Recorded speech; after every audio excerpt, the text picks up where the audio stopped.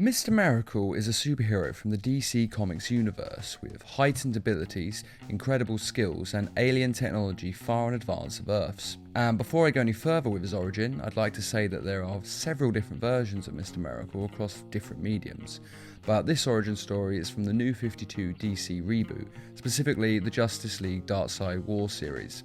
Miracle Man's origin begins with Metron, the second man to sit in the Mobius chair. Metron's purpose in life is to be a witness, to observe the universe past and present. He is able to do this thanks to the Mobius chair. Look, I didn't catch the name. Metron, scientist and chronicler. As long as he sits in it, he does not age, he does not need to eat, sleep or drink, and he knows everything past and present in the universe, giving him ultimate knowledge. Metron doesn't care about the universe or anyone in it particularly, but he reasons that if the whole universe is destroyed, then he will have no one and nothing to observe, and lose his purpose in life. In short, he'd be bored.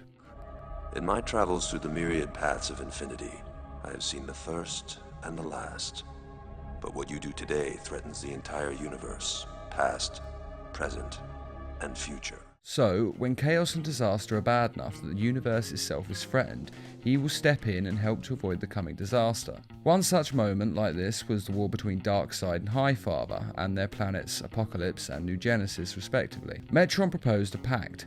Darkseid and Highfather both stopped fighting and, in order to protect the truce, they exchanged suns, so they each have their enemy's son's life in their hands. An uneasy truce was established when Darkseid and Highfather exchanged their infant sons.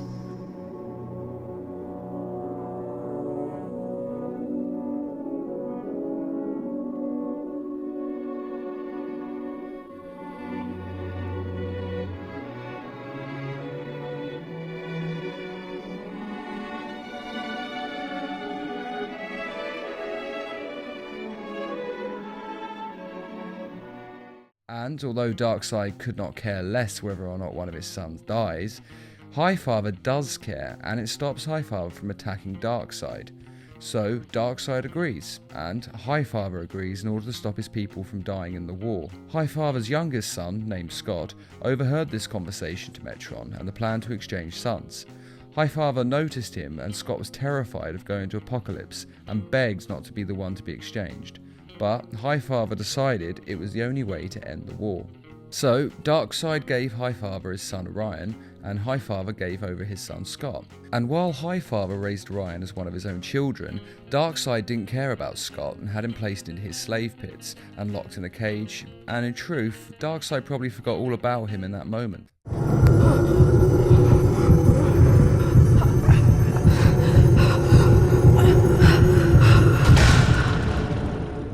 The boy was 7, and he spent the first 3 years of his life on Apocalypse in the slave pits, consumed by despair. But after those 3 years, he grew stronger and started to plan his escape. It took him a year before he was able to pick the lock to his cage.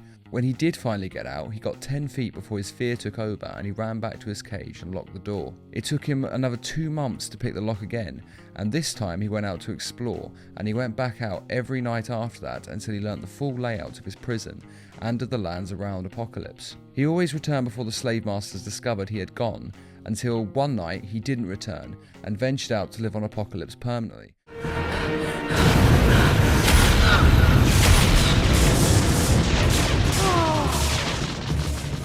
You think you're so special, Scott, that you're different from Granny's other children. But you're not. If anything, you're just a little slower.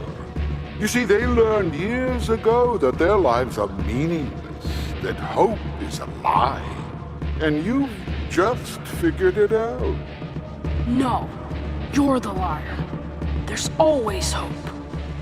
You'll never escape. Yes, I will!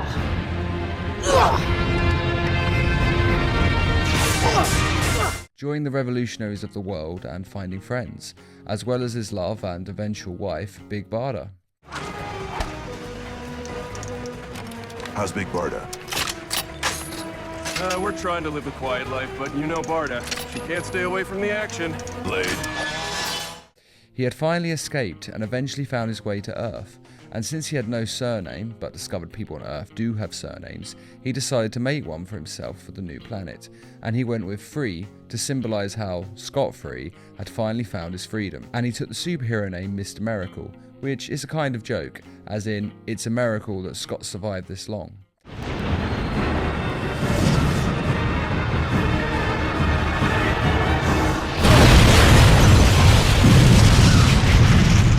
Scott? Scott!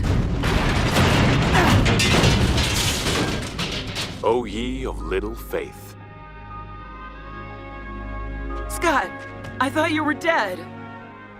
You insufferable showboat. I thought you were dead. And that is the origin of Mr. Miracle. What do you think of him? Be sure to let us know in the comments, and as always, feel free to subscribe, share, like, and comment.